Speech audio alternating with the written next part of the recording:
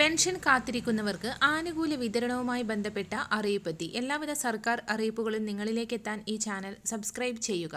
62 ലക്ഷത്തോളം വരുന്ന ഗുണഭോക്താക്കൾക്ക് ഒരു തടസ്സവും കൂടാതെ മെയ് മാസത്തെ തുകയോടൊപ്പം ഒരു ഗഡു കുടിശ്ശിക കൂടി ചേർത്ത് വിതരണം ചെയ്യും. മസ്റ്ററിംഗ് പൂർത്തിയാക്കിയിട്ടുള്ള എല്ലാ പെൻഷൻ ഗുണഭോക്താക്കൾക്കും 3200 രൂപ ബാങ്ക് അക്കൗണ്ടുകളിലേക്കും കൈകളിലേക്കും എത്തിച്ചേരുകയാണ്.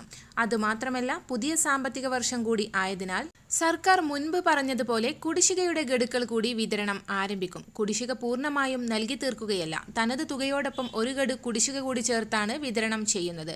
സംസ്ഥാനം കാത്തിരിക്കുന്ന തദ്ദേശ തിരഞ്ഞെടുപ്പുകൾക്ക് ഇനി മാസങ്ങൾ മാത്രമേ ഉള്ളൂ. അതുകൊണ്ട് തന്നെ അതിനു മുൻപ് എല്ലാ ആനുകൂല്യങ്ങളും നൽകുമെന്ന് തന്നെയാണ് സർക്കാർ അറിയിച്ചിട്ടുള്ളത്. നിർമ്മാണ തൊഴിലാളി ക്ഷേമനിധി ബോർഡിൽ കുടിശ്ശികയുള്ളതിൽ ഒരു പരിധിവരെ കൊടുത്തു തീർക്കും. ഇതോടൊപ്പം തന്നെ സാമൂഹിക സുരക്ഷാ പെൻഷൻ വീട്ടിലെത്തിക്കുന്നതിന്റെ ഇൻസെന്റീവായി 40.50 കോടി രൂപ അനുവദിച്ചതായി ധനമന്ത്രി KN ബാലഗോപാൽ അറിയിച്ചു.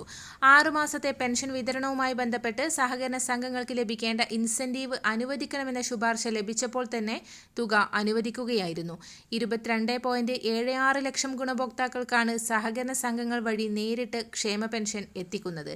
ഓരോ ഗുണഭോക്താവിനും 30 രൂപ വീതം ഇൻസെന്റീവ് അനുവദിക്കുന്നുണ്ട്. സംഘങ്ങൾ ഏർപ്പെടുത്തുന്ന വിതരണക്കാരുടെ പ്രതിഫലവും ഇതിൽ നിന്നാണ് നൽകുന്നത്. മറ്റൊരറിയിപ്പ്, KSRTCക്ക് സർക്കാർ സഹായമായി 103.24 കോടി രൂപ കൂടി അനുവദിച്ചു എന്ന് മന്ത്രി KN ബാലഗോപാൽ അറിയിച്ചു.